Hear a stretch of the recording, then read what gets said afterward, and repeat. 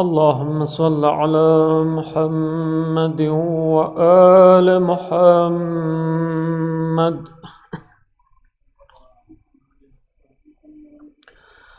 أعوذ بالله من الشيطان الرجيم. بسم الله الرحمن الرحيم.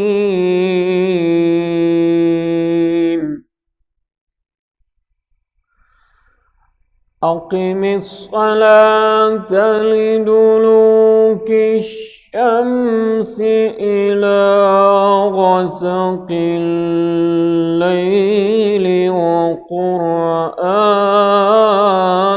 الفجر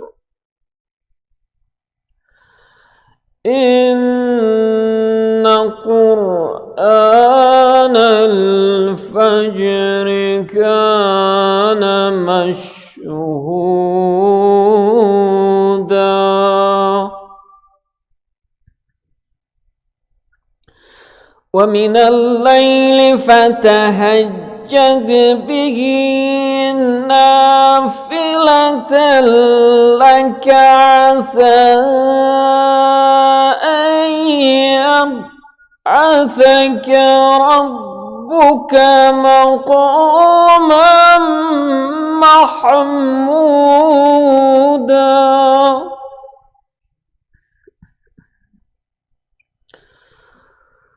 وقل رب أدخلني مدخل صدق وأخرجني مخرج صدق واجعلني من لدنك سلطانا نصيرا.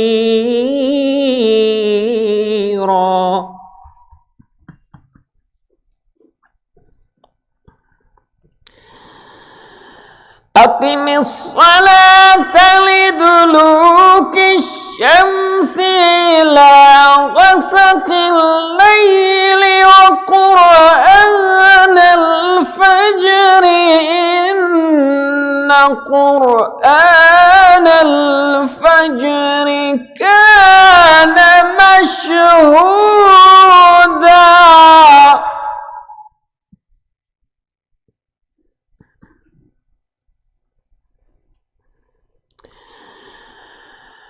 ومن الليل فتهجد به نافلة لك عسى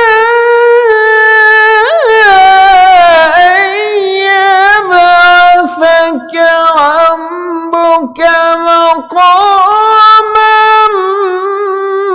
محمودا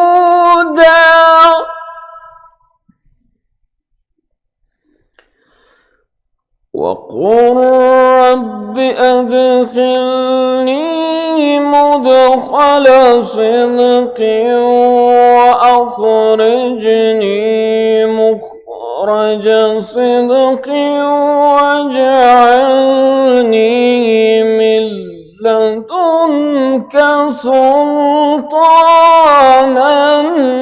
نصيرا.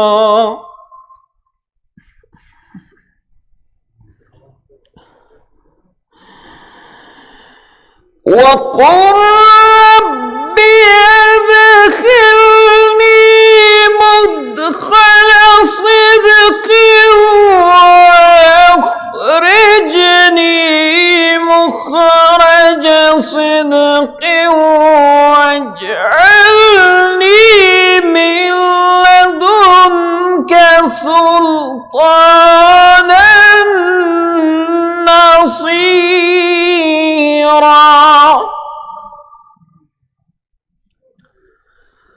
وقل جاء الحق وزهق الباطل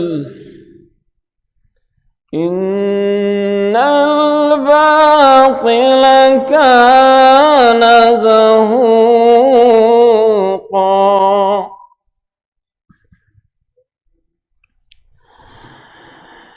وقل جاء الحق وزهق الباطل إن الباطل كان زهوقا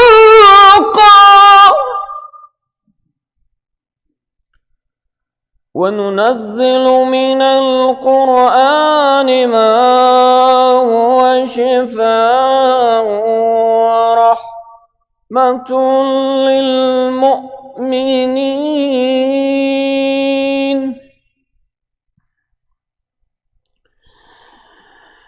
وننزل من القرآن ما هو شفاء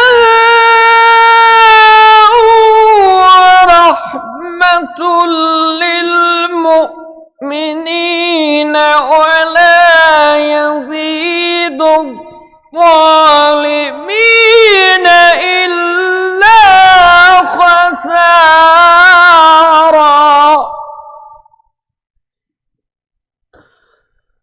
ولا يزيد الظالمين إلا خسارا. الله أكبر.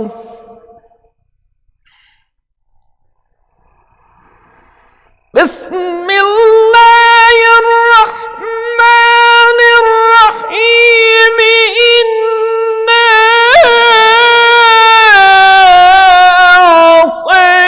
أعطيناك الكوثر فصل لربك وانحر إن شانئك هو الأبتر.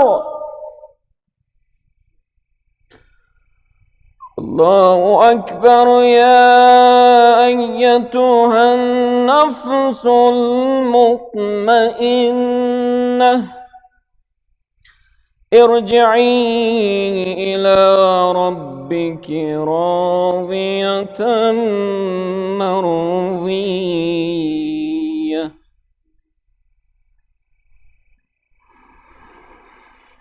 يا أيتها النفس المطمئنة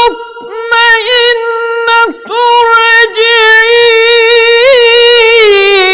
إلى ربك راضية مرضية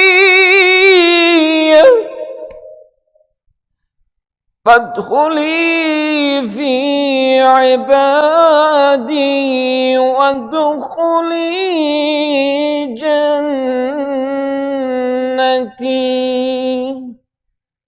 صدق الله العلي العظيم.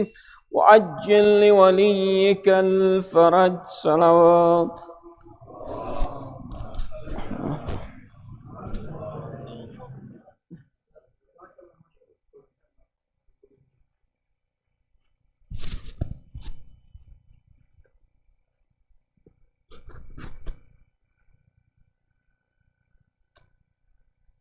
सल्लल्लाहु अलैहि मोहम्मद व आले मोहम्मद।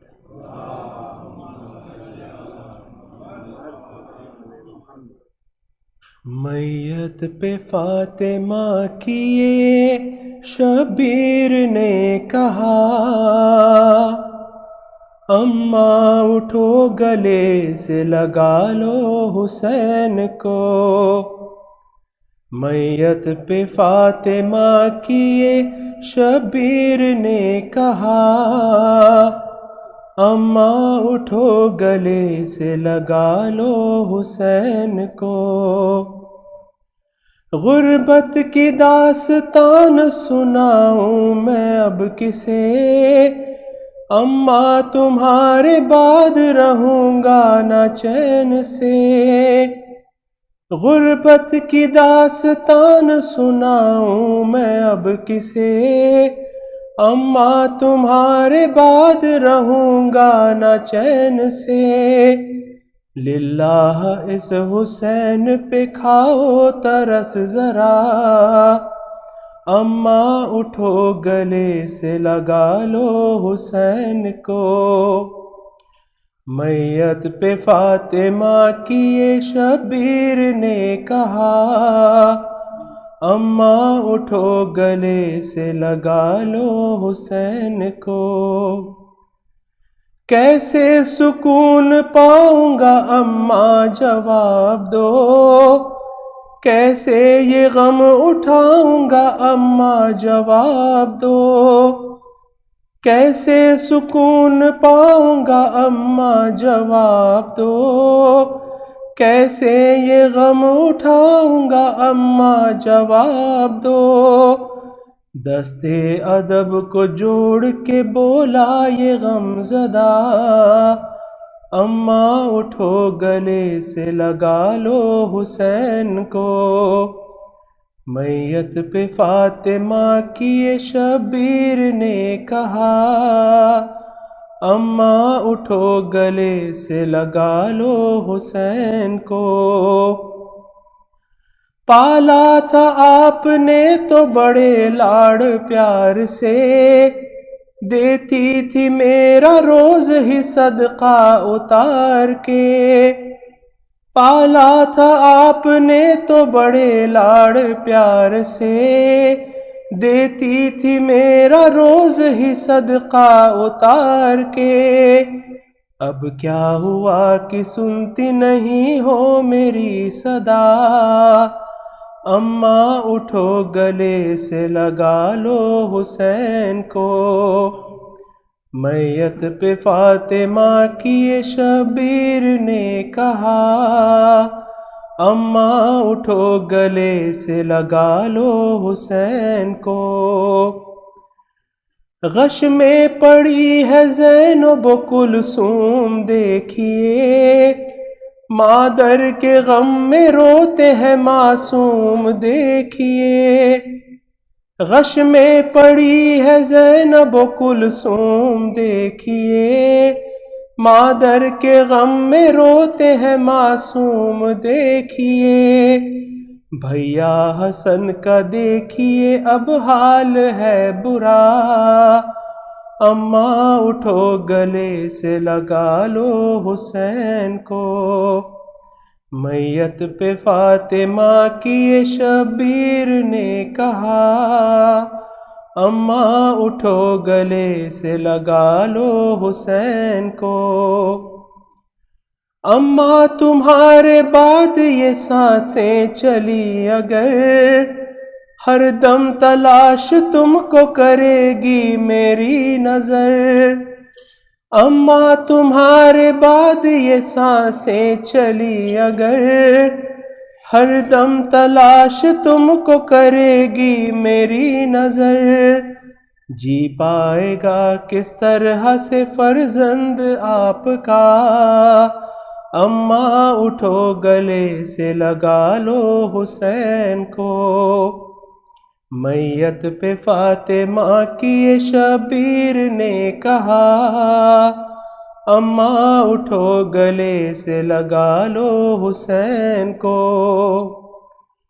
مجھ کو خبر ہے آپ کی ٹوٹی ہے پھسلیاں، میں جانتا ہوں آپ تھی شعلوں کے درمیاں، مجھ کو خبر ہے آپ کی ٹوٹی ہے پھسلیاں، میں جانتا ہوں آپ تھی شعلوں کے درمیاں، کچھ تو جواب دیجئے اب بحر کبریا، اماں اٹھو گلے سے لگا لو حسین کو، میت پہ فاطمہ کی شبیر نے کہا، اماں اٹھو گلے سے لگا لو حسین کو،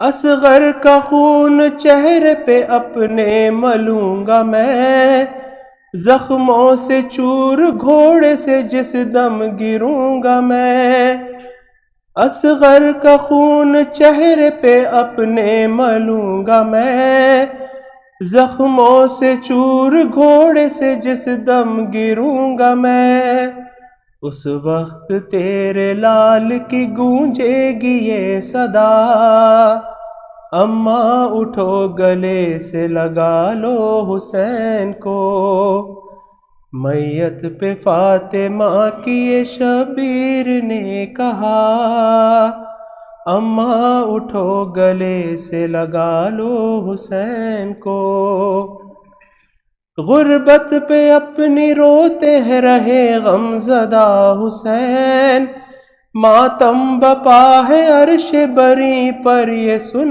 کے بین، غربت پہ اپنی روتے رہے غم زدہ حسین، ماتم بپا ہے عرش بری پر یہ سن کے بین، کیسے بیاں کریں بھلا حسنین و الیاء، اماں اٹھو گلے سے لگا لو حسین کو، میت پہ فاطمہ کی یہ شبیر نے کہا، اماں اٹھو گلے سے لگا لو حسین کو، میں دے رہا ہوں آپ کو نانا کا واسطہ، اماں اٹھو گلے سے لگا لو حسین کو، صلوات اللہ محمد و علی محمد۔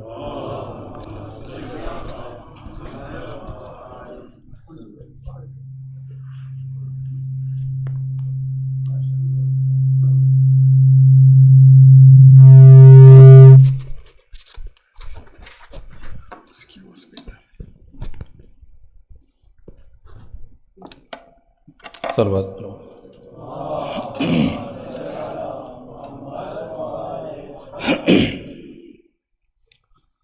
اپنی آنکھوں سے ہی دیکھ لینا مفتیو تم ذرا چلتے چلتے، اپنی آنکھوں سے ہی دیکھ لینا مفتیو تم ذرا چلتے چلتے، روند ڈالیں گے فتوے تمہارے، یہ جلوس ازا چلتے چلتے، روند ڈالیں گے فتوے تمہارے، یہ جلوس ازا چلتے چلتے،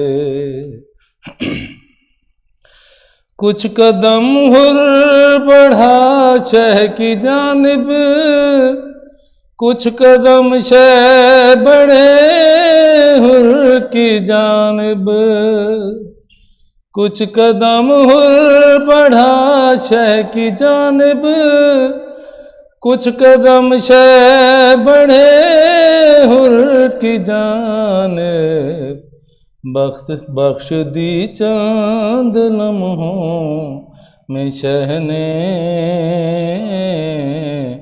ہر کی ساری خطا چلتے چلتے، بخش دی چند لمحوں میں شہ نے ہر کی ساری خطا چلتے چلتے، اور آپ زنجیر ہی کہہ رہے ہیں اے یزید اب ہے تیری تباہی، آپ زنجیر ہی کہہ رہے ہیں اے یزید اب ہے تیری تباہی، جس کو بیمار سمجھا تھا تو نے شام تک آ گیا چلتے چلتے، جس کو بیمار سمجھا تھا تو نے شام تک آ گیا چلتے چلتے، صلوات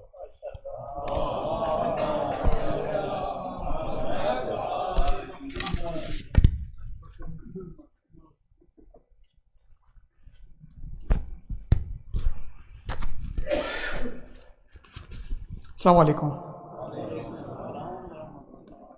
We are gathered here to commemorate the Fatimiyya at this Razavi Center with a 4-day program. Tonight is the third Majlis. We are honored to have Sayyid Abdullah Al-Naqib here to recite the Majlis. And also thanks to the Mehboobai JCC Moki and his team to come all the way to commemorate this evening with us. Inshallah, we'll continue the program. After the announcement, we have the Majlis followed by the Nahas. Just to remind, upcoming program for tomorrow. Tomorrow, Saturday, we do Fajr Salat at 6 a.m. in the morning. We have Jamaat Salat followed by Duas, Taqibats, and then we have breakfast. On tomorrow night will be the fourth and last program for this Fatimiyya, inshallah. And we will have Sayyid Ali Abbas Razavi reciting the Majlis tomorrow. Tomorrow, just note the slight change in time. We'll start, it's the weekend. So we'll start 7 o'clock instead of 7:30, the usual program time we start the program because of the weekdays. So tomorrow, just note down the program will start at 7 o'clock and no Jamaat Salat because he's a visiting speaker, so his namaz is qasar. Following from tomorrow, the programs will be the regular Shab-e Jummah program. Every Thursday we start with 7:30 Jamaat Salat of Isha only, and then followed by the Taqibats of Shab-e Jummah and a lecture by Rasul Maulana Sayyid Saghir Hussain. And then we have Jummah Salat Awwal Waqt. Next Friday will be 12:14, the Awwal Waqt for Jummah Salat, and again the Fajr Salat as usual every Saturdays. Just to remind for membership, anyone interested can contact us. We do have the forms available, or you can fill online. You can see anyone in the management. For donations, anyone wants to donate anything, again we do have a machine here for credit, debit, cash, check, whatever works for you can help you out. And also for ladies side, you can contact anyone in the management, and inshallah we'll help you out with the donations. Let's remember also those people who are no longer with us. They have been part of this community for a long time. Their marhumeen, our marhumeen, also one of their member passed away. Our chairman Muhammad Bhai's uncle passed away, Muhammad Mushtaq Mauladina, yesterday, and he'll be buried tomorrow. Also remember them, him also, and all our marhumeen, kul mu'mineen and mu'minat, muslimin and muslimat. Al-Fatiha. Bismillah ar-Rahman ar-Rahim.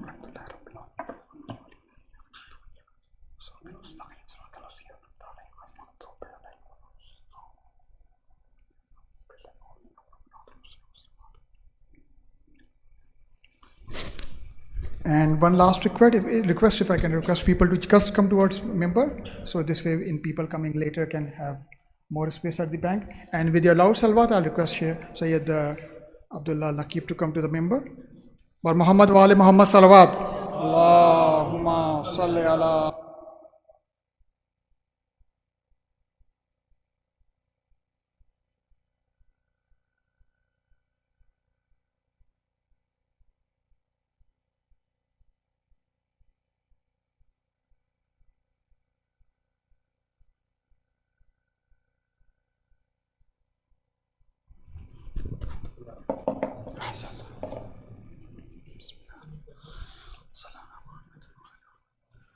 افلح من صلى على محمد وآل محمد.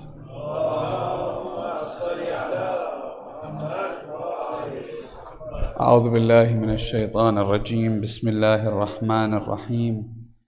رب اشرح لي صدري ويسر لي أمري واحلل عقدة من لساني يفقه قولي.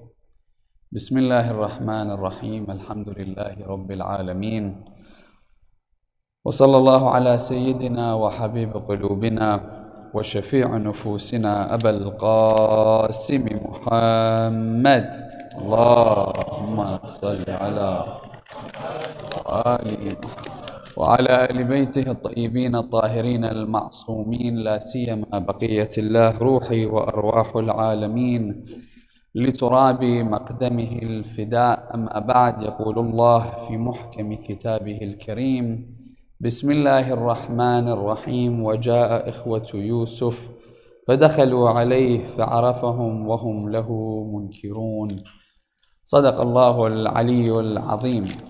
إن شاء الله اللهم صل على محمد وآل محمد وعجل فرجهم. The ayah question from Surah Yusuf of the Holy Quran speaks to say in an order of scenarios. When the brothers of Yusuf entered into the courtroom of Yusuf, the verse says that he recognized them, but they did not recognize him.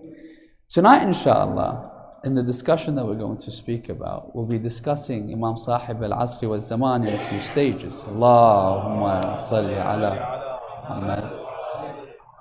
The discussion that will be revolving tonight around Imam Zaman, because when we discuss the Imam of our time, we understand the importance of learning about him. And traditions come forward that suggest that if a person dies and does not know the Imam of their time, dies the death of ignorance. Mata mitatan jahiliya. Now, when discussing Imam Zaman, you'll find that there are many angles people delve into his life. As an example, people would want to look at Imam Zaman's, for example, let's say, alamatul dhuhur. So when someone wants to discuss Imam Zaman, they say, well, these are all the signs that we have about Imam Zaman. And they'll begin to kind of decipher them. These are the major signs, these are the minor signs, these are the ones that can be interpreted in this particular way, in that particular way.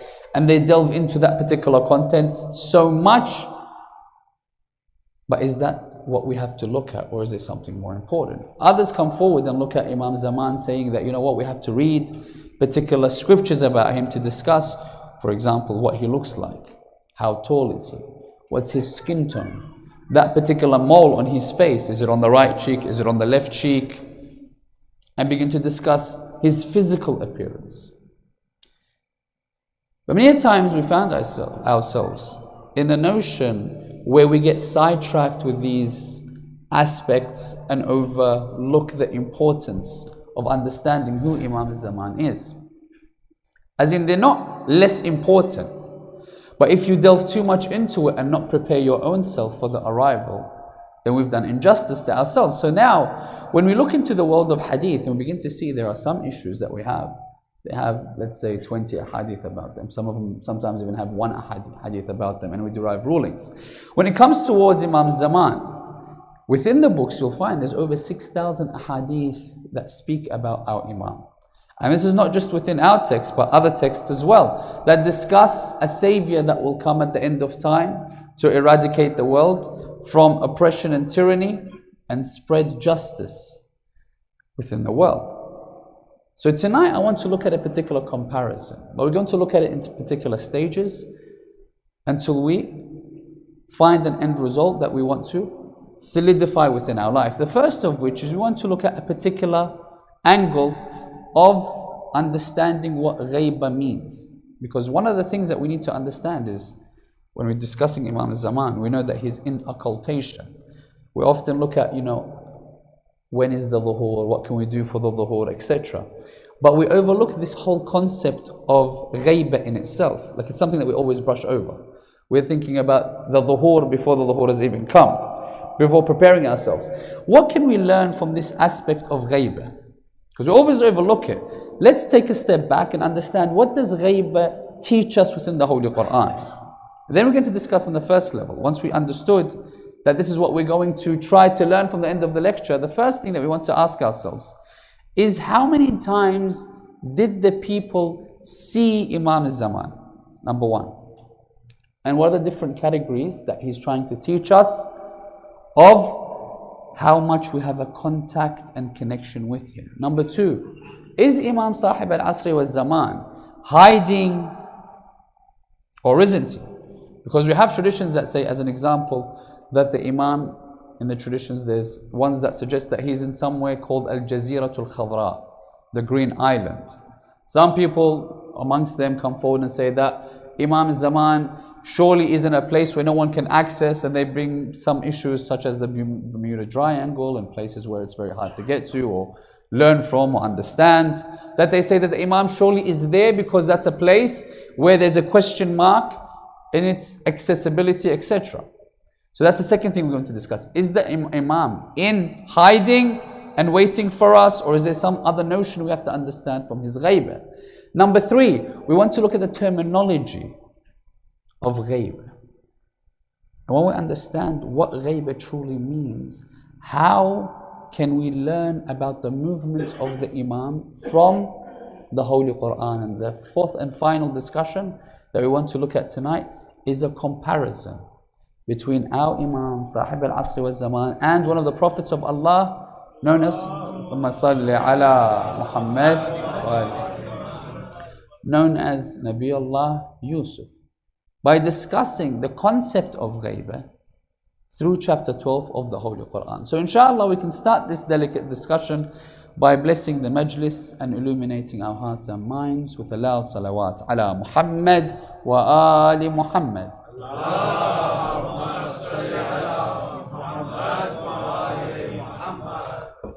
Farajahum. 5 years of age. Imam Mahdi is born 255 years after Hijrah. And he is seen once. And that was when he was 5 years of age in the year 260 after Hijrah, when he appeared to the people in order for him to pray upon the body of his father. Now, as we discussed the traditions, that he was seen at 5 years of age praying upon his father, then he was followed, goes into the sirdab, then goes into that which we call ghaibah, yeah? Occultation. Now this particular discussion, we have something called the minor occultation, and then we have this concept of the major occultation. Now what's the difference between them? It's very delicate. Because if we analyze it, both of which, no one had access to the Imam except on one aspect, 4 people. The other aspect, no one, in a repetitive manner. The only difference between the minor and the major, like we said, people saw him once. The general public saw the Imam once in his personality, in his aura, praying upon his father. When he goes into ghaibah, the minor occultation, from 260 AH to 329, just under a year under 70 years, he's in the minor occultation. It's minor because during the minor occultation, he had 4 wukala that were in direct relationship with him. People used to go to them for their rulings, for their money, for their wealth, for anything that they needed to ask the Imam. It was through a wakil of his. When the 4th and final wakil passes away, gives us the message saying, whomever after me comes forward and says that there is a regular connection between him and the Imam, know that he is a liar. And that was when we begin the major occultation. From then, 329 AH till now we have 1446, roughly 1117 odd years that he's been in the major occultation. But now we begin to understand that, okay, if the Imam is in occultation, is in this concept of ghaibah, is he in a place, when we went in the sirdab, is he in a place of hiding, or is there something else that we need to learn? Because for us, the younger children, for example, they have an understanding that the Imam is maybe hiding. That's why we have traditions, like we stated. People attribute places where it's inaccessible, or the accessibility aspect is quite high, such as we mentioned, the Bermuda Triangle, places where it's area, they have all these different numbers now, that no one can enter, no satellite can see, no nothing. Why? They say that it's because of the Imam, that he is there, and no one can access it because that's where he's hiding, or in hiding. Now, and then this aspect of, in the traditions, that's actually written, that the Imam is in something called Al-Jaziratul Khadra. Where does this come from? Because it puts a question mark on our understanding of the Imam. Jaziratul Khadra, let's discuss it first. When the historians go towards this particular tradition, they say, well, where did this tradition come from? We don't understand that the Imam is in this concept of hiding, per se. Jaziratul Khadra, the historians come forward and say that there was, as we know in the Dawla al-Fatimiyya, the Fatimid Empire. As we know, people then believed in a coming Mahdi, and they knew him by name. So they would, most often than not, name their children, the people that became leaders, with the name Al-Mahdi. So amongst these khulafa that came, was a man in the name of Al-Mahdi. When he opened up Spain, you'll find people that came from the Arab region, mostly sand, mostly palm trees that you have in greenery, but basatin, as the greenery as they saw when they entered into Spain, was unseen.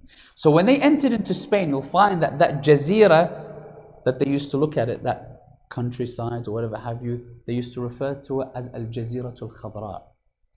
So you begin to see now, if you put one and one together, that there was a Khalifa named Al-Mahdi in the Fatimid Empire that lived in a place that was known as the Green Land, and it's found in the traditions that the Mahdi was in Al-Jaziratul Khadra. It doesn't refer to our Mahdi, does it now? It now refers to someone else, but because it's been placed within the traditions and doesn't put it into perspective which Mahdi it was, people often think that this Mahdi refers to our Mahdi, meaning that he's in hiding. No. Our Mahdi is not in hiding. How do you understand this? You see, this terminology of ghaiba, many times the way that we translate ghaiba to the children is hiding. The Imam is in hiding. That's sometimes one of the translations. We say occultation, but for the children we say, you know, what's occultation, Mum, Dad? We say, you know, Imam's in hiding. Imam's hidden somewhere. No one knows where he is. I want to introduce you to three terminologies within Arabic and translate each one and allow you to think what the Imam is in through these three. The first of which is ghaiba. Ghaiba, I want you to introduce you to the aspect of veiled. Ghaiba, veiled, not in hiding. Look at it as veiled or in occultation. There's something called al-hudur. Hudur, who knows what hudur means? You say someone is hadar, what does that mean? Someone is present. Al-hudur means present. And there's another terminology called al-dhuhur. What does dhuhur mean? To become apparent. So when there's dhuhur, there's hudur, and then there's ghaiba. Now, question. If something is veiled, can it be veiled and present? It can. Can it be veiled and unveiled? Can't, can it? It's either veiled or unveiled. It's either hidden or apparent. Now, taking that into perspective, can the Imam be in a state of ghaiba but be present amongst us? He can. So that's why when we look at these aspects, we shouldn't say hidden. He's veiled. He may be in and around us. The opposite of ghaiba is dhuhur, not hudur. Therefore, when we take this concept and we come towards these traditions that come forward and say, when the Imam arrives, people will say, surely I have recognized him. Surely I know that he has helped me in a path, guided me in my life, directed me as such. I recognize him. It's not because he's in hiding, is it? Present, we do not recognize him. And that's why when you go to the comparison between the life of our Imam and Nabi Allah Yusuf, you know what's interesting? Someone comes towards Imam Sadiq alayhi afdal salati wa salam.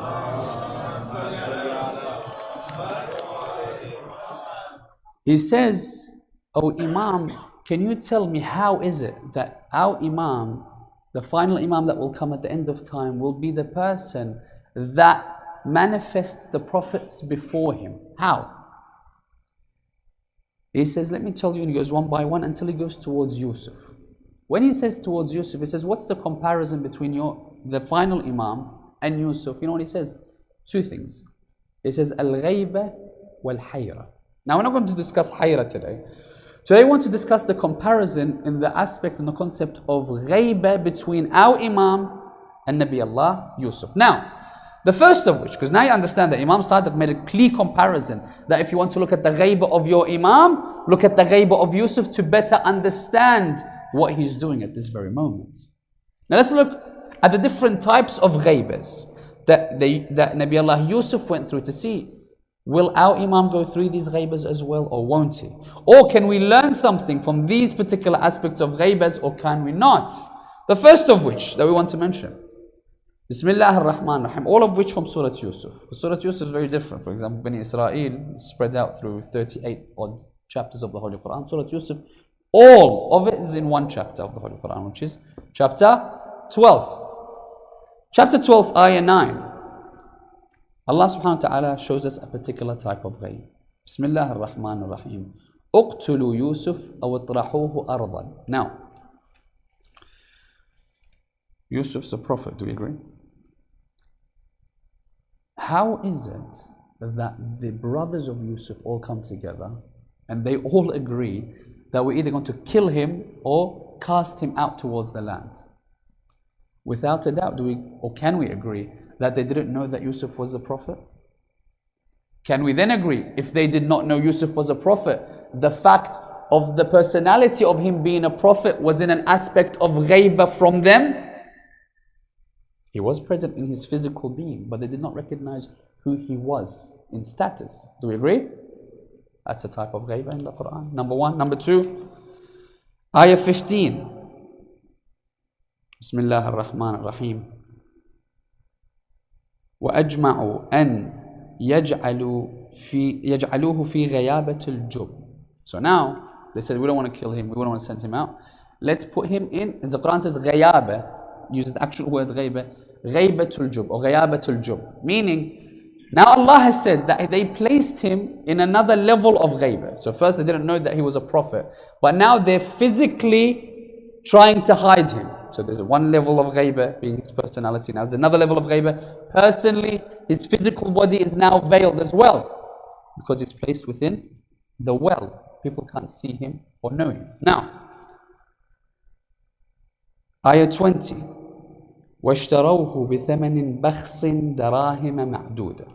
Ayah 20 now discusses something else. When the caravan comes, they try to go for water, all of a sudden it's a bit heavy. And the boy comes out with that particular bucket.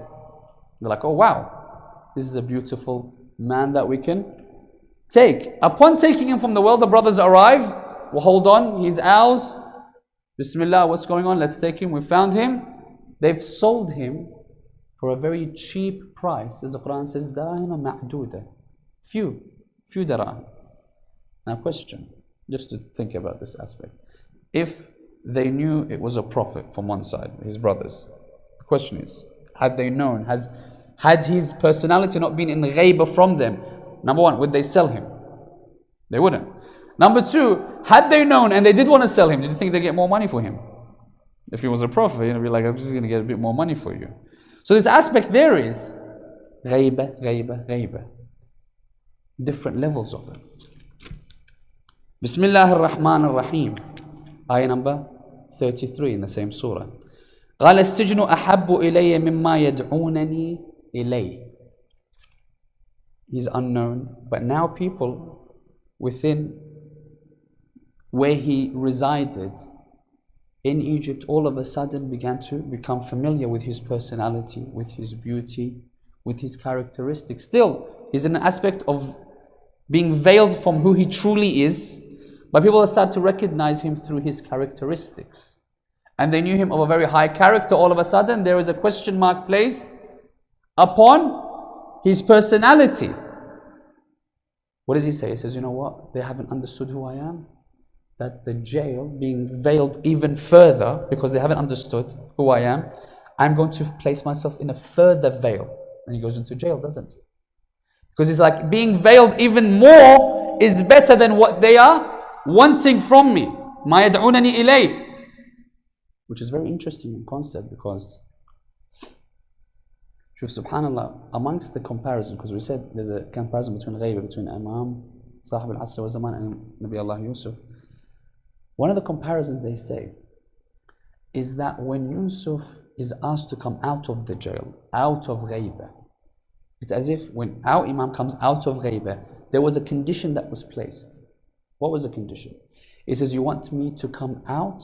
First go and ask about the story about the ladies that cut their hands, no? They say the comparison there is for the Imam to come out from his ghaibah, that the truth needs to be revealed.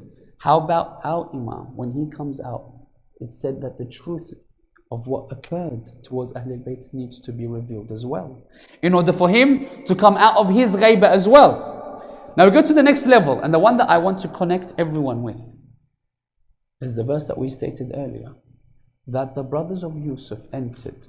He knew them, but they did not know him, or he recognized them, but they did not recognize him. Now, question.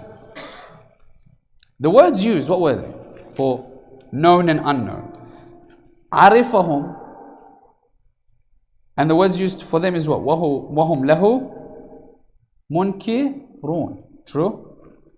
Now, these particular words, when we use them, we usually use them with enjoining good and forbidding evil, don't we? But we don't say known and unknown, do we? We say good and evil. We say أمر بالمعروف ونهي عن المنكر. But the way that we translate it is enjoining good and forbidding evil. But the Quran uses it very differently, doesn't it? It says that he knew them, عرفهم, معروف. They didn't recognize him, munkar, unknown, did not recognize. We look at it to be evil. Now let's take this particular word. Ma'ruf and munkar. When you know something, how is it that Allah says that you should enjoin that which you know? We translate it as good. Why is it you should enjoin that which you know and forbid that which you do not know? Lest we look at this aspect that Allah has imprinted within you what is good. So that which is familiar to your soul is known as ma'ruf. So when you enjoin that which you already know, it means that which Allah has already imprinted within your soul. Munkar now is looked at to be something that is unknown to your soul, unknown to your essence, unknown to what Allah has imprinted within you.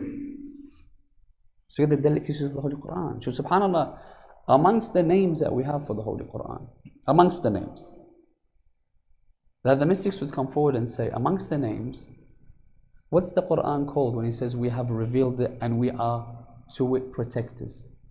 We brought down the, what's the word?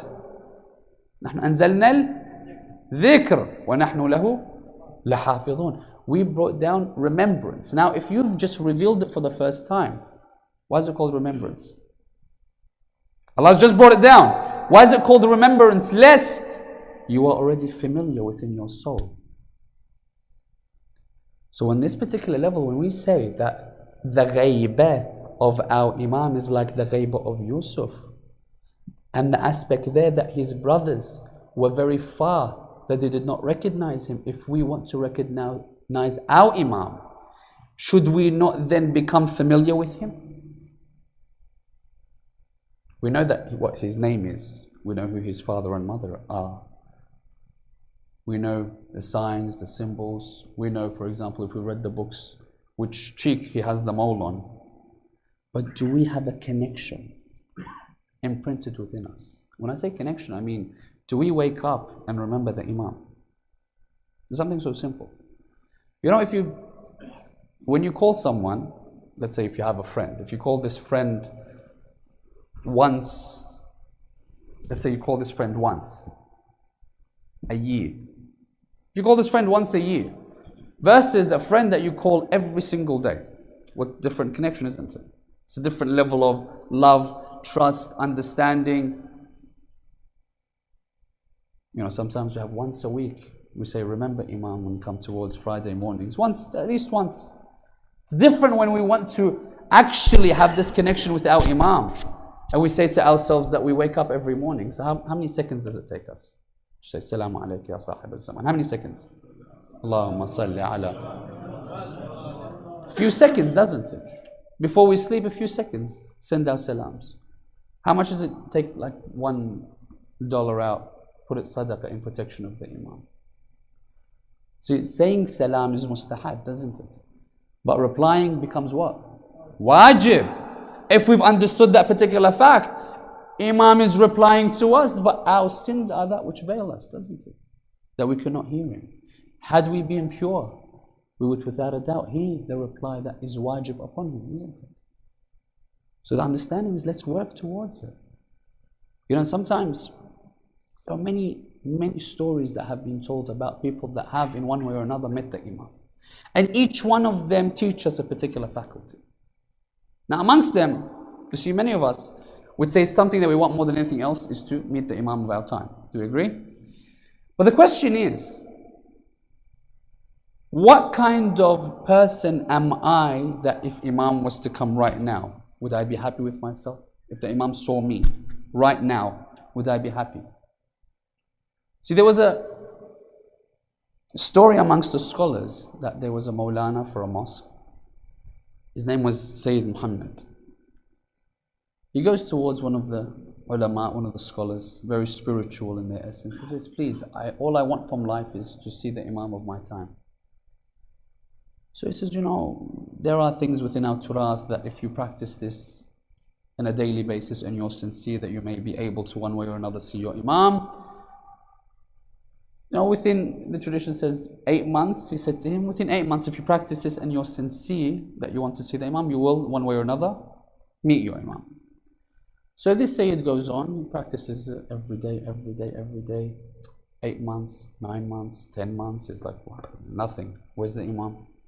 So he goes back towards the scholar and says, Bismillah, you told me 8 months, but it's been a lot longer now.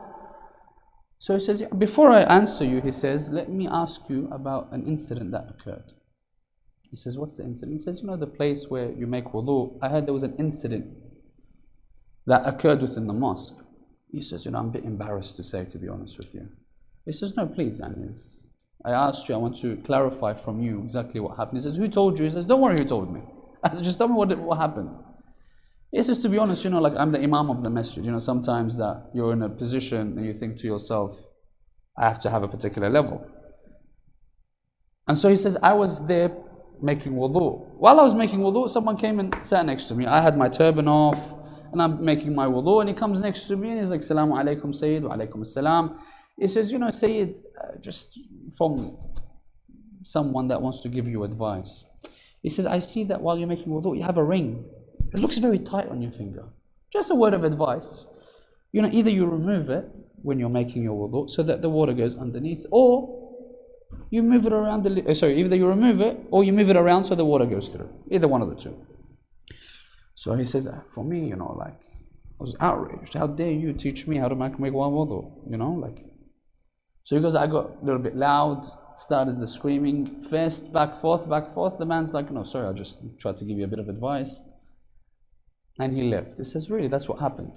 And the alim's like in tears when hearing this. He says, anyways, back to our question. So why do you think I'm not able to see the Imam of my time? He says, no, you saw him. He was the one giving you the advice. You know, sometimes we think that this is the situation that the Imam is going to come within our lives. But the idea is the Imam could already be within our lives, come across our lives. We don't know. The idea is we need to act and react in the best moments. And imagine the Imam is always next to us. How much would we change if we were to act in a way that we think the Imam is right there? Very different, wouldn't we? So I guarantee you that person would make wudu, removing all the rings from his fingers from then on. But the idea is there that we shouldn't think that he's very far away. If we take the perspective of Yusuf, in his ghaib, what do you think he was doing? Just waiting for people for his arrival? No, he was preparing the people, teaching them. Even when he was in prison, he was teaching them about Allah, preparing his army, preparing his people for when he rises, that they are ready for him. There's never a level where he just sat at home, did nothing. Allah's going to tell him, Yalla, now you can go. No. The Imam is in and around us. He's handpicking each and every one of us, seeing our hearts, seeing our connection. Let's start to build that particular love with the Imam. And let's perfect our senses. That's another thing. With all the haram that we have around the world, how difficult is it for us to perfect our senses, our eyes, our ears, our tongue? Very difficult. And sometimes, there was a man, very well-known man, in Iran. His name was Rajab Ali al-Khayyat. Has anyone heard of his name? Very famous man. Rajab Ali al-Khayyat, for all those who know the story between him and Imam al-Zaman, he said this person used to, sew garments like these for the ulama of the time. He used to sew garments. That's why his nickname is Al-Khayyat, the one that sews. So he used to sew materials, and he says, you know what, I'm going to leave all my work. I'm going to build myself a mihrab where I just pray, and all I want is to see the Imam of my time. So he does that, leaves his work behind, and he says, I'm going to build this place where I just worship Allah until there becomes a level where I can see my Imam. Long story short, it's a very detailed discussion, but there's a particular perspective that I want everyone to look at.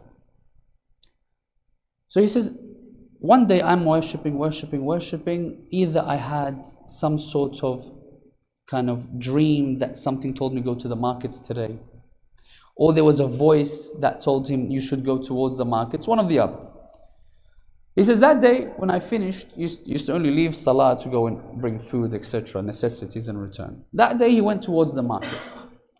Suq al-Safarin, the places where they used to sell, because you know when you go to Iran and Iraq, if there's one place that sells gold, that whole street sells gold. There's one place that sells everything. One has the exact same halawa for Abu Ahmed. The same halawa. And each one of them say, we're the original, subhanAllah. But in the understanding, he went towards the places where they sold pots and pans. So he says, while he was there, he was just kind of observing as they usually do. He says, I saw a lady, very elderly. She'd enter one shop with a big pot and leave. Enter another shop and then leave. So I'm like, this is very strange. She's gone to 2, 3 shops, nothing. So he says, I followed just so I can overhear what's going on. So he says, as she entered, she's having a conversation with the shopkeeper. He says, oh man, I'd like to sell my pot. I'm very much in need of it, but I need 6 tuman in order for me to purchase my medicine. Can I give you this and you'll buy it off me for 6 tuman? So everyone that she went through, and he kept following her, offered her 5 tuman. She says, please, just give me 1 extra tuman just for my medicine. I'm in need of the pot, but everyone offered her 5. Every time she'd go, she goes, that man offered me 5, I just want to sell it for 6. She'd go to the next one. He says, I followed, he says, someone's going to buy it for 5, for 6 eventually. He says, until she came to a man that I saw alamat al-mu'min alayh, and he looked like a believer. He had the signs of a believer. So she came to him, said the same thing. I need 6 tuman for my medicine. No one's offering me more than 5. Can you please offer it to me? He says, listen, I'm happy to, but I need to weigh it first. If I weigh it, I know the value of it, then I can offer you a particular amount. So she says, no problem, go and weigh it. So he goes inside, weighs it, and then brings it back to the lady. When he brings it back, he says, look lady, you wanted 6, but the thing is, I've weighed it, and it's worth 22. He says, I'll offer you 21. Take it off you, and I'll sell it for 22. I've made a profit.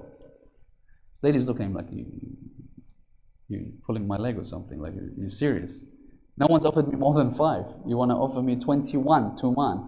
He says, look, the rest are thieves. What do you want it for me? Its worth is 22. I'm telling you, I'll give you 21. I'll purchase it and I can sell it for 22, and I've made a ribah. So then the lady's thinking to herself, let me quickly close the deal before he changes his mind. Takes the 21, goes. He says, now I want you to imagine this perspective. Because sometimes we're at a level where we think that we are religious because we prostrate in a certain amount, or that we do tasbih in a certain amount, or read Quran. Ali Rajab al-Khayyat, what did we say? He used to sew the garments, and he left everything worldly just to pray and fast and remember Allah. And he's viewing this. He comes to the man, look at the words. He says, oh man, where in the religion of Allah have you found this? The lady just wants 6. If you think it's worth 22, give her 6. That's all she wants. That's all she wants. Is this religion? What is this? So look at the man. He replies and says, Rajab Ali, with that type of soul, do you want to meet the Imam of your time? He says, don't worry about what everyone else is. You know that the right of this woman is such. You give her her rights. So the tradition goes on to say, or the story goes on to say, that Ali Rajab, after seeing this, he said, I'm going to continuously come to this man, because surely he has a connection with the Imam. Who else knew that I want to see him?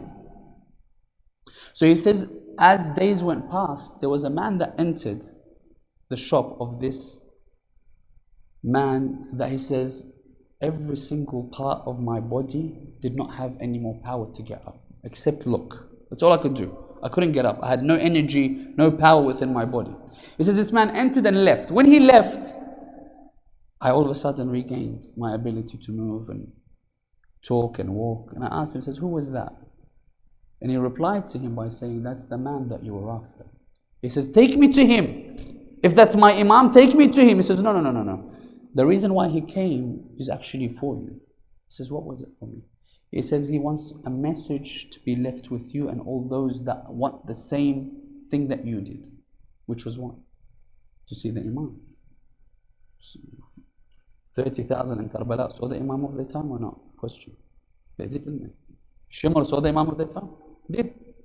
Umar ibn Sa'd saw the Imam. It doesn't matter seeing the Imam. It's what heart you have when seeing him. How pure your soul is when seeing him. So he says to him, Rajab Ali, the Imam left a message for you. And he says this following lines. The ones that take nothing else from tonight, just take these lines. He says to him, Rajab Ali, if you want to see us, don't worry about everything else. Just do what we want you to do and refrain from that which we want you to refrain from. Don't worry about visiting us. We will come and visit you. Taqwa, what is it? أن لا يراك الله حيث نهاك ولا يجدك حيث أمرك. Imam al-Baqir. Someone asks him, what's taqwa? That Allah does not find you in places where He forbade you. And He doesn't find you missing in places that He wants you. He wants you in salah, subuh, make sure you're there. He doesn't want you in places of haram, make sure you're not. He goes, that's as easy as it is. That's taqwa. Do what we tell you to do, refrain from what we tell you to refrain from. Don't worry about visiting us, Imam says. We'll visit you. Don't worry about this notion of, I want to see. Make sure that you're prepared to see the Imam of your time. You can all say, Ya Ali, Ya Ali, Ya Mahdi, Ya Mahdi. Many people at the time of Rasulullah said, Ya Ali. How many were there when the door was attacked? How many defended Amir al-Mu'mineen? They say 3 came with their heads shaved. Everyone gathered around, didn't they? Gathered around the house of Ali. Oh, Ali, they've taken your khilafah. We want to have a covenant with you that we'll go and take it back for you. Even with the sword if we have to. Amir says, you sure? He says, yeah, of course we're sure. He says, tomorrow come with your heads shaved as an aspect of a covenant. 3 people came, the 4th came a little bit late.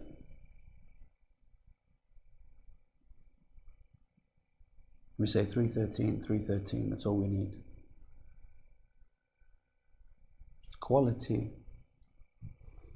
We need to purify our souls.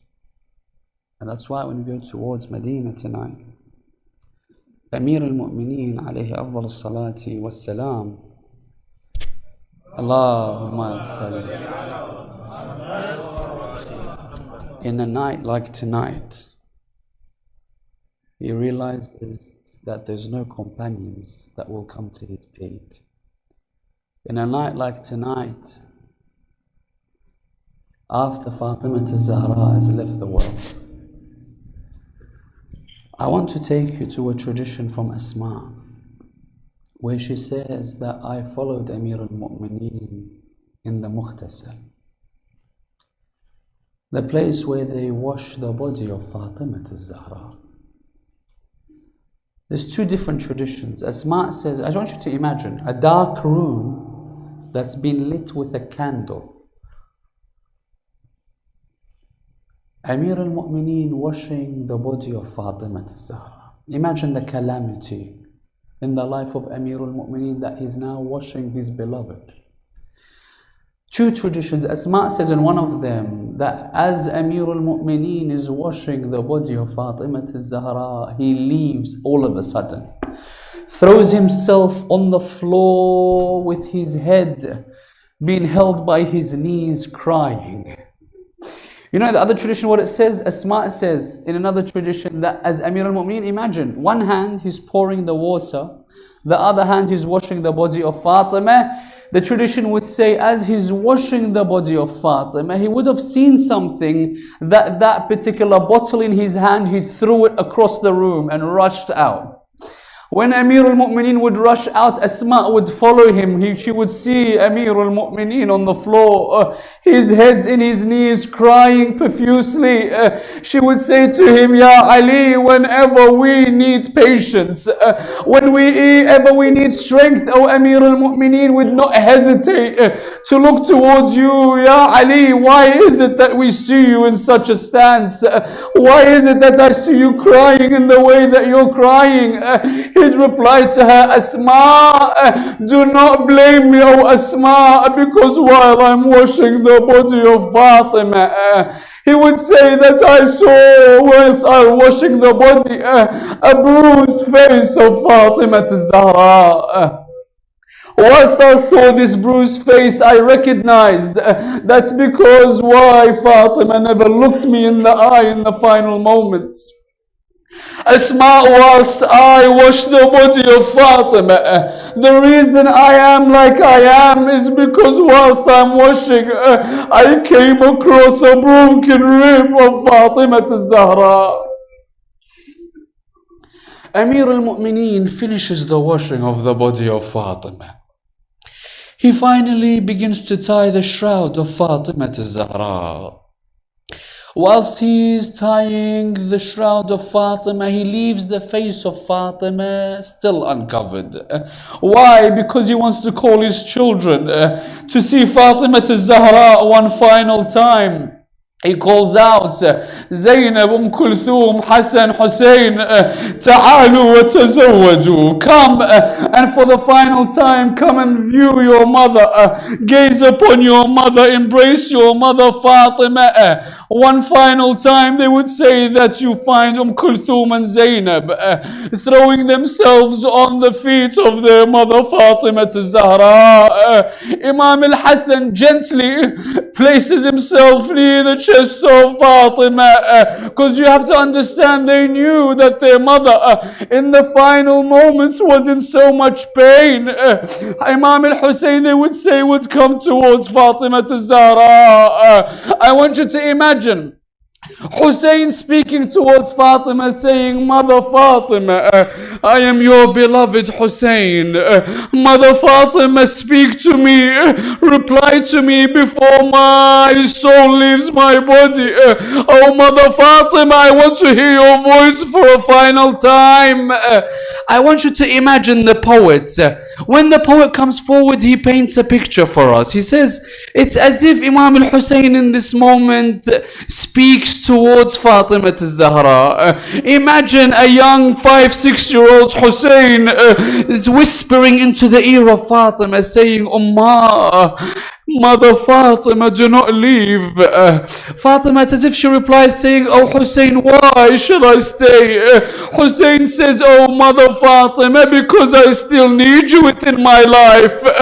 There are moments of difficulty ahead of me that I pray that you are with me, oh Mother. It's as if she says, Oh Hussein, where would you have liked me to be if I remained alive?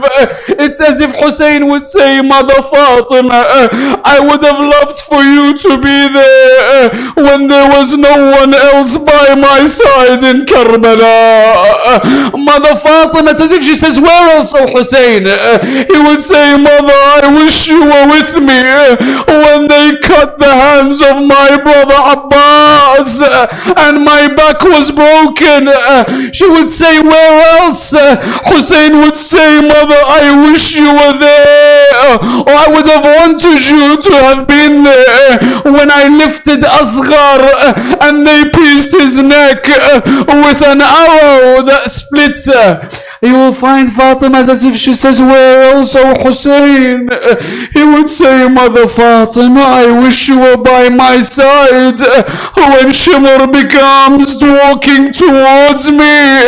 Where else? He would say, Mother Fatima, I wish you to be by my side when Shimur sits on my chest. Where else?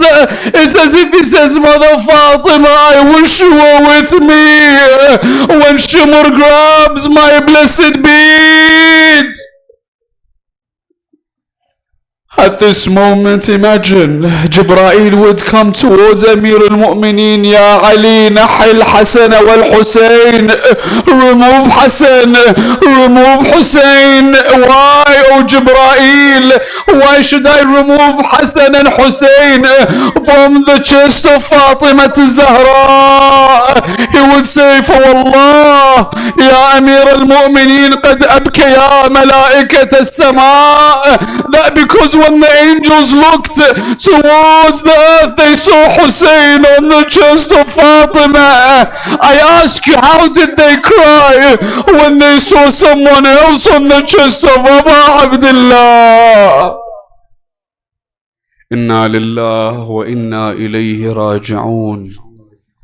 وسيعلم الذين ظلموا آل محمد أي منقلب ينقلبون والعاقبة للمتقين. Raise your hands as we pray towards Allah subhanahu wa ta'ala that He allows us to connect with our Imam, that He allows us to be steadfast in the remembrance and the khidmah of Fatima al-Zahra, that He allows us insha'Allah to be steadfast on the path and the wilayah of Amir al-Mu'mineen, and that He allows us, if we are not part of the army of Sahib al-Asri wal-Zaman and we die, that He allows us to be resurrected in order for us to fight alongside Imam Sahib al-Asri wal-Zaman with a surah al-Mubarakat al-Fatiha. But before it, 3 of your loud salawat ala Muhammad wa ali Muhammad.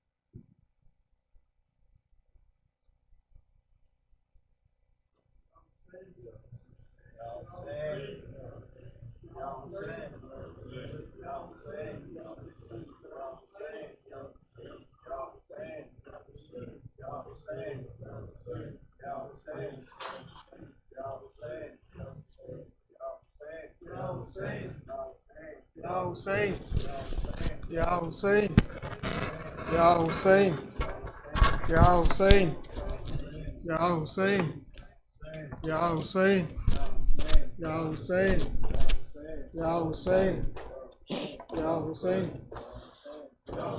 मारा है फातिमा को सबने रोला रोला कर, मारा है फातिमा को सबने रोला रोला कर, मारा है फातिमा को सबने रोला रोला कर।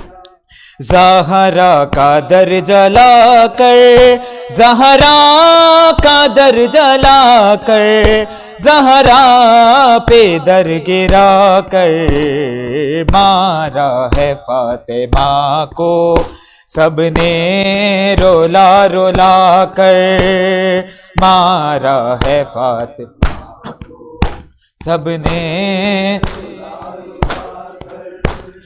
तुरबत से फातिमा की आती यही सदा है, पहलू से हाथ मेरा अब तक नहीं हटा है।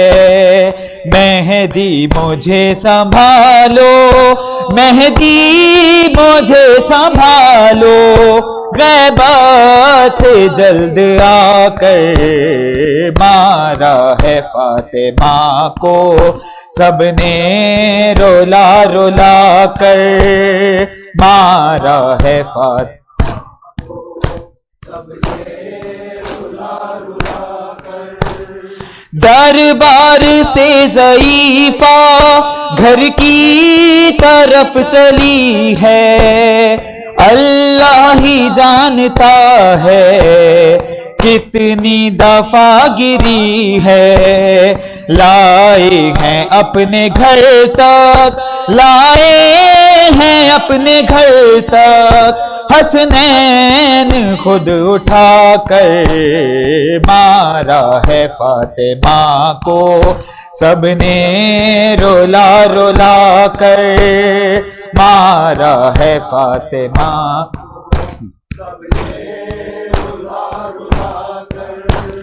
منظر بڑا کٹھن تھا جس دم لگا تماچا، سر بنت مصطفیٰ کا دیوار سے لگا تھا، منہ پیٹتے تھے حیدر، منہ پیٹتے تھے حیدر، آنکھوں سے خون بہا کر مارا ہے فاطمہ کو، سب نے رولا رولا کر مارا ہے فاطمہ۔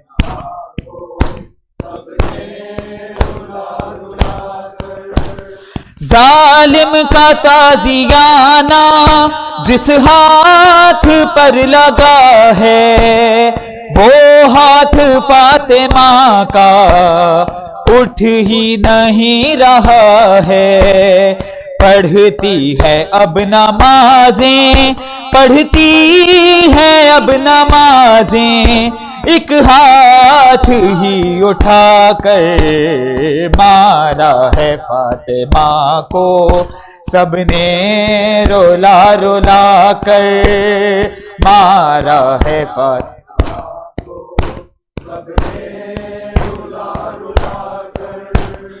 پہلو میں درد اتنا ہے کہ تڑپ رہی ہے، چلنا بھی اب ہے مشکل، اٹھ اٹھ کے گر رہی ہے، چلتی ہے ایک شانہ، چلتی ہے ایک شانہ، دیوار سے لگا کر مارا ہے فاطمہ کو، سب نے رولا رولا کر مارا ہے فاطمہ کو، سب نے رولا رولا کر مارا ہے فاطمہ کو، سب نے رولا رولا کر مارا ہے فاطمہ کو، سب نے رولا رولا کر۔ فاطمہ زہرا، فاطمہ زہرا، فاطمہ زہرا، فاطمہ زہرا، فاطمہ زہرا، فاطمہ زہرا، فاطمہ زہرا، یہ جنازہ فاطمہ کا وارث تطہیر کا، یہ جنازہ فاطمہ کا، یہ جنازہ فاطمہ کا وارث تطہیر کا، یہ جنازہ فاطمہ کا، یہ جنازہ فاطمہ کا وارث تطہیر کا، یہ جنازہ فاطمہ کا۔ سال 18 میں خاتون جنا جنت چلی، سال 18 میں خاتون جنا جنت چلی، سیدہ جنت چلی، سن ہے چھوٹا بیبیوں کا، شبر و شبیر کا، یہ جنازہ فاطمہ کا، یہ جنازہ فاطمہ کا وارث تطہیر کا، یہ جنازہ فاطمہ کا، یہ جنازہ فاطمہ کا وارث تطہیر کا، یہ جنازہ فاطمہ کا۔ لینے آتی تھی جو گھر گھر پرسا اپنے لال کا، لینے آتی تھی جو گھر گھر پرسا اپنے لال کا، پرسا اپنے لال کا، آج دینا ہے ہمیں پرسا اسی دلگیر کا، یہ جنازہ فاطمہ کا، یہ جنازہ فاطمہ کا، وارث تطہیر کا، یہ جنازہ فاطمہ کا، یہ جنازہ فاطمہ کا، وارث تطہیر کا، یہ جنازہ فاطمہ کا۔ آپ کی امت کے بابا ٹکڑے کر ڈالا جگر، آپ کی امت کے بابا ٹکڑے کر ڈالا جگر، ٹکڑے کر ڈالا جگر، نہ گلا تقدیر کا ہے اور نہ جاگیر کا، یہ جنازہ فاطمہ کا، یہ جنازہ فاطمہ کا، وارث تطہیر کا، یہ جنازہ فاطمہ کا، یہ جنازہ فاطمہ کا، وارث تطہیر کا، یہ جنازہ فاطمہ کا۔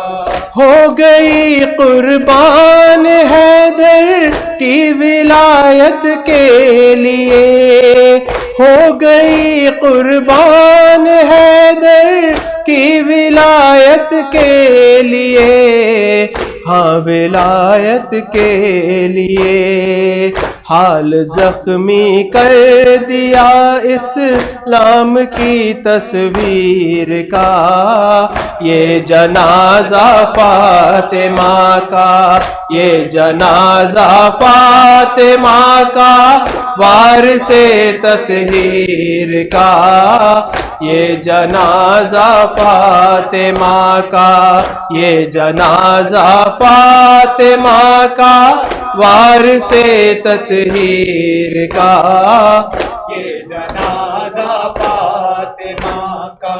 جا رہی تھی فاطمہ آنکھوں سے جاری اشک تھے، جا رہی تھی فاطمہ آنکھوں سے جاری اشک تھے، ہائے جاری اشک تھے، کربلا کا تھا تصور زینب دلگیر کا، یہ جنازہ فاطمہ کا، یہ جنازہ فاطمہ کا، وارث تطہیر کا، یہ جنازہ فاطمہ کا، یہ جنازہ فاطمہ کا، وارث تطہیر کا، یہ جنازہ فاطمہ کا۔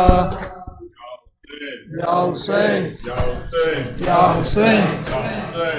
حسین یا حسین یا حسین یا حسین یا حسین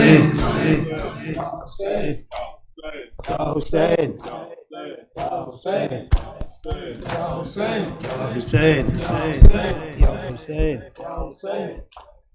نانا تیری امت نے بازار دکھایا ہے، نانا تیری امت نے بازار دکھایا ہے، نانا تیری امت نے بازار دکھایا ہے، کیوں سالی زہرا کو سر ننگا پھرایا ہے، نانا تیری امت نے بازار دکھایا ہے، نانا تیری امت نے بازار دکھایا ہے۔ زینب نے پڑھے خطبے حیدر کی طرح بولی زینب نے پڑھے خطبے حیدر کی طرح بولی کل نبیوں کی محنت کو زینب نے بچایا ہے نانا تیری امت نے بازار دکھایا ہے نانا تیری امت نے بازار دکھایا ہے ہائے شام کی گلیاں ہیں اور لوگ تماشائی ہائے شام کی گلیاں ہیں اور لوگ تماشائی کیسا یہ کٹن لمحہ سعادت پہ آیا ہے نانا تیری امت نے بازار دکھایا ہے نانا تیری امت نے بازار دکھایا ہے ہائے نیند نہیں آتی معصوم سکینہ کو ہائے نیند نہیں آتی معصوم سکینہ کو زندان کی گرمی ہے اور دیش پر آیا ہے نانا تیری بازار دکھایا ہے نانا تیری امت نے بازار دکھایا ہے سجاد نے جب دیکھا سر نیزے پہ اصغر کا سجاد نے جب دیکھا سر نیزے پہ اصغر کا بیمار کی آنکھوں نے خون اور بہایا ہے نانا تیری امت نے بازار دکھایا ہے نانا تیری امت نے بازار دکھایا ہے زہرا کے گلستان کی پاکیزہ کلی زینب زہرا کے گلستان کی پاکیزہ کلی زینب کیوں وقت سے ناصر بازار میں لایا ہے نانا تیری امت نے بازار دکھایا ہے نانا تیری امت نے بازار دکھایا ہے صلوات و سلام آپ پر فاطمہ زہرا صلوات و سلام آپ پر فاطمہ زہرا ہم آئے ہیں پرسے کے لیے فاطمہ زہرا صلوات و سلام فاطمہ زہرا ہم آئے ہیں پرسے کے لیے فاطمہ زہرا کانوں سے سکینہ کے اتارے گئے گوہر کانوں سے سکینہ کے اتارے گئے گوہر زینب کی بچھینی ہے ردا فاطمہ زہرا صلوات و سلام فاطمہ زہرا ہم آئے ہیں پرسے کے لیے فاطمہ زہرا اے رب جہاں پنجتن پاک کا صدقہ اس قوم کا دامن غم شبیر سے بھر دے بچوں کو عطا کر علی اصغر کا تبسم بوڑھوں کو حبیب ابن مظاہر کی نظر دے ماؤں کو سکھا ثانی زہرا کا سلیقہ بہنوں کو سکینہ کی دعاؤں کا اثر دے بچوں کو عطا کر ولولہ اون محمد ہر ایک جوان کو علی اکبر کا جگر دے اے رب جہاں تجھے سجاد کا صدقہ بیمار جو ہیں ان کو شفا یاب تو کر دے اور جو چادر زینب کی عزادار ہے مولا محفوظ رہیں ایسی خواتین کے پردے مولا تجھے زینب کی اسیری کی قسم ہے بے جرم اسیروں کی رہائی کی خبر دے غم کوئی نہ دے ہم کو سوائے غم شبیر، شبیر کا غم بانٹ رہا ہے تو ادھر دے، بر محمد و آل محمد صلوات۔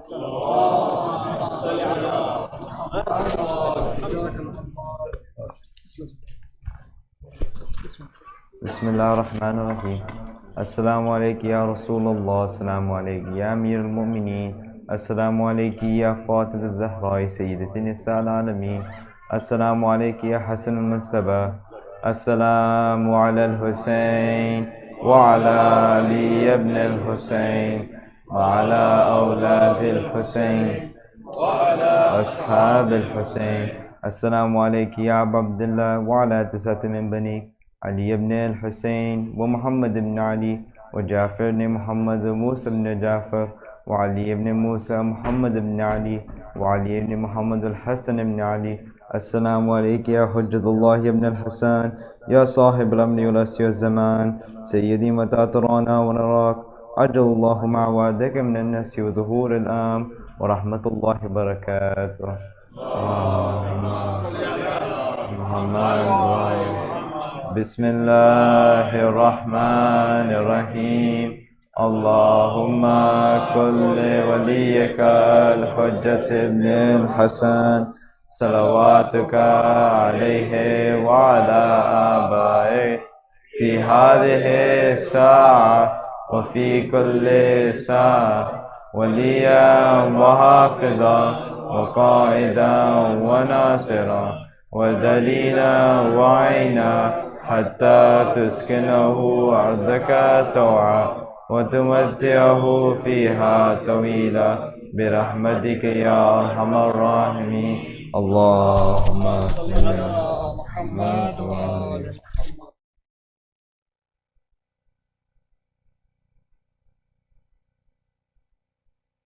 آل الفاتحة۔